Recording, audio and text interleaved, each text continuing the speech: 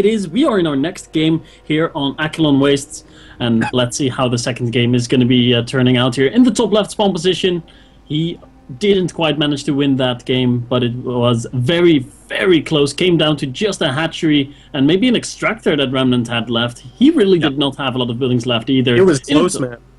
Yeah, it was super, super close. In the top left, playing for FM Esports, it's Pughy. Da, da, da. And in the bottom right, as Jorsar adds some amazing sound effects to the introduction, it is the Red Zerd player. He's currently up 1-0 in this best of 5, the challenger best of 5 of the ESET UK Masters Showdown. It is the last resort's Remnant.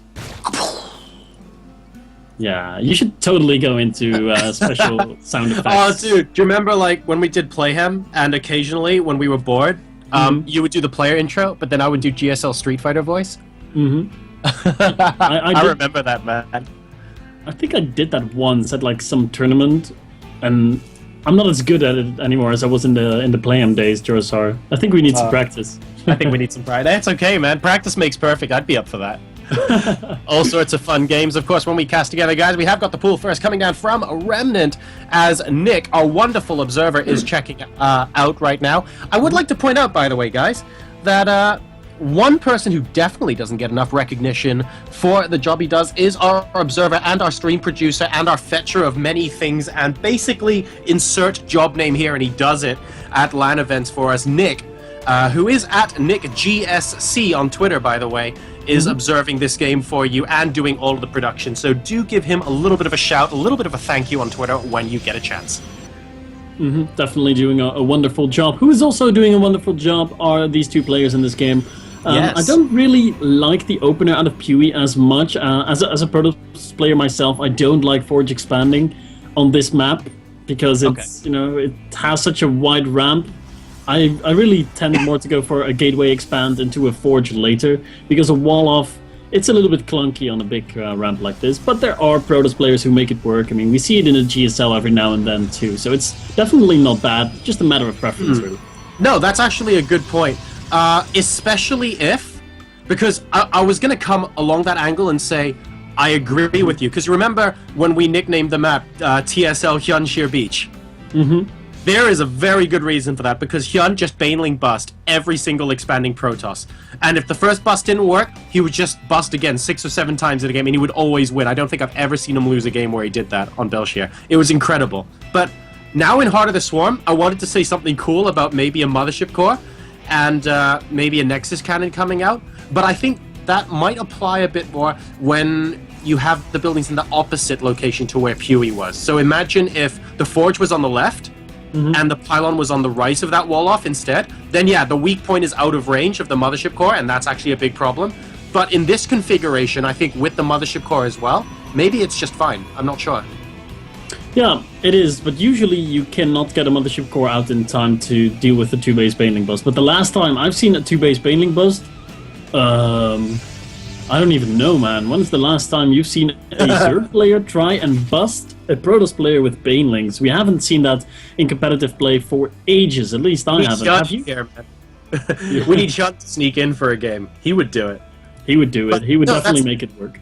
I think for that kind of defense to hold, you would really have to get like a super early Mothership Core and like have it stocking up on energy quite early on in the game. And unless you do that, I agree, yeah, then the same rule kind of applies to a fat ramp. Yeah, it is. So let's see what these two players are doing in this particular game. We see Remnant just now grabbing his first gases. 2 gases going up. Did the probe get to see that? Ooh, the probe is getting to see a lot of things, actually. Going to be going all the way in the main base, but actually there's not that much to see in the main. The gases are in the natural, so the probe really happy that it got up the ramp, but it didn't really see much. Yeah, not a lot at this moment in time. Both players actually playing it very cool, calm, and collected, I would say, at the start of this game. Remnant is happy knowing that his opponent isn't pushing out across the map early game. We can see a couple lings outside his wall, and he's also moving his overlords into position here. He has started his Evolution Chamber and Roach Warren back home. He's not sacking any overlords or anything like that at this point in the game. He's just happy to know that there's nothing out on the map and he can macro up freely off of those 3 bases. He starts his layer on 54 workers, now 56, compared to Pughy's 44. Yeah, really good economic position for our Zerg. Now, the Zerg might be able to get into the main. No, does not get in. Those two Zerglings could have actually run onto the ramp and might have been able to see the Robo if he would have gone for that. The Robo is on the way by Pughy, not the more usual Stargate opener that we so commonly see out of Protoss players for either Phoenix or Oracles. But, as Blizzard said, Oracles in professional play, they might not be... They were looking for ways to buff the Oracle in professional play, but they didn't want it to affect the lower leagues, because Oracles are sick in like Bronze League, Silver League, Gold League. They kill workers so fast, man. They kill your entire worker line before a Gold player even realizes something's happening.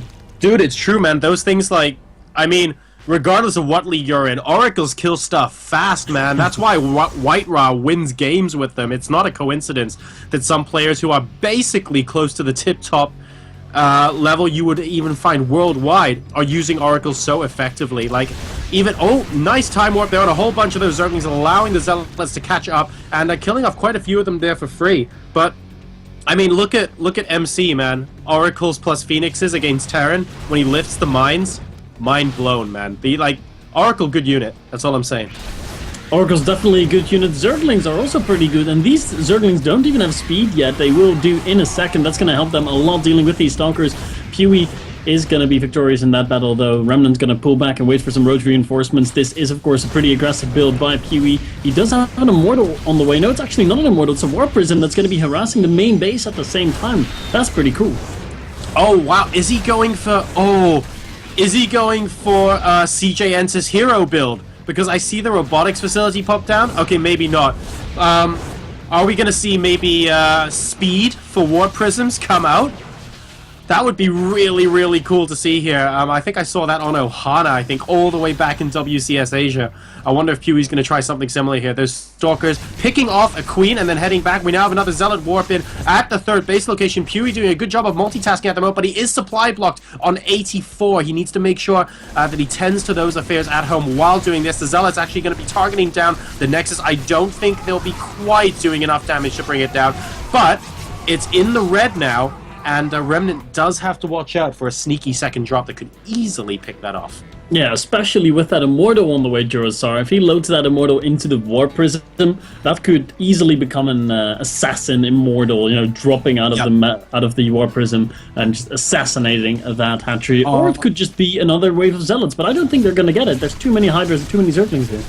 Yeah, I think this might be... to be fair, he's getting awfully close. Oh my goodness!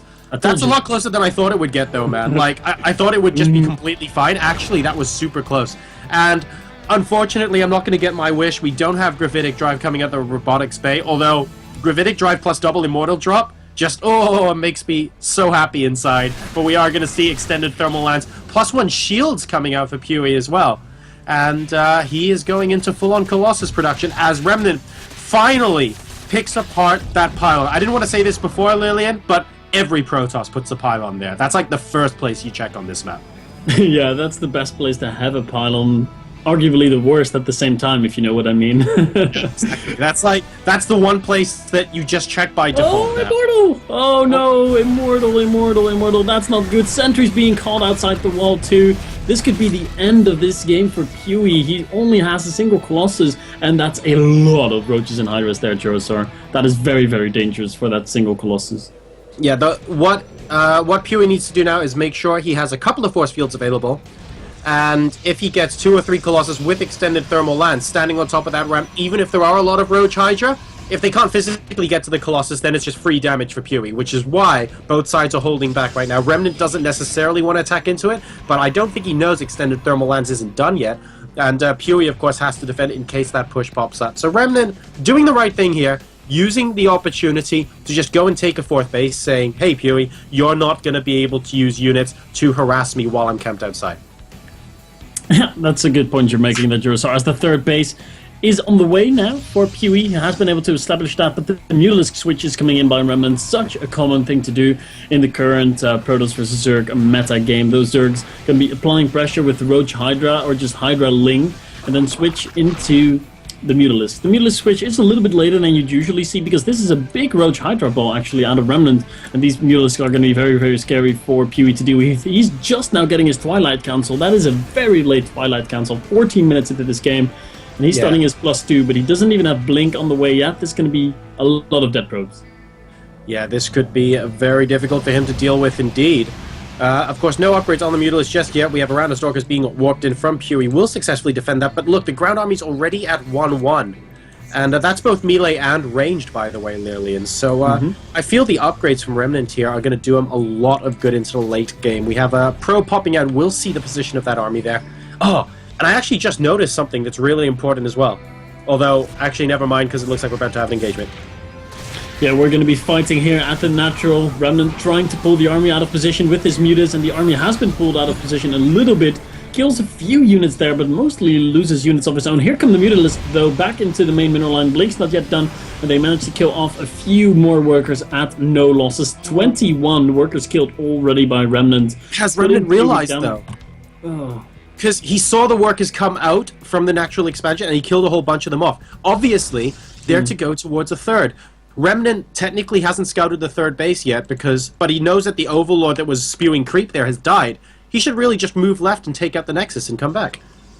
He could, but you do work yourself in a pretty difficult position. He is going to try that, though, Jurasar. But those thermal lance Colossi on the high ground, he cannot deal with those. Yeah, basically, he wants to get into a position where the Colossus are forced to engage, but the rest of the army has to walk the long way around, so the Hydras only hit the Colossus. Oh, and it looks like he's going to do this with the Mutalisk instead, by the looks of things. And fair enough, every single Colossus now goes down. Now, what Remnant needs to do is move back and force Pughy into a position where the army goes back on top of the ramp. If he does this, then the third base is his for free. Yeah, he could basically just take the game with mutas right now. There's too many mutas, not enough Stalkers. The Stalkers are split up, trying to deal with the Hydras and the Roaches at the same time. Pughy dropping down to 56 supply, and he's going to be forced to GG out as Remnant takes the second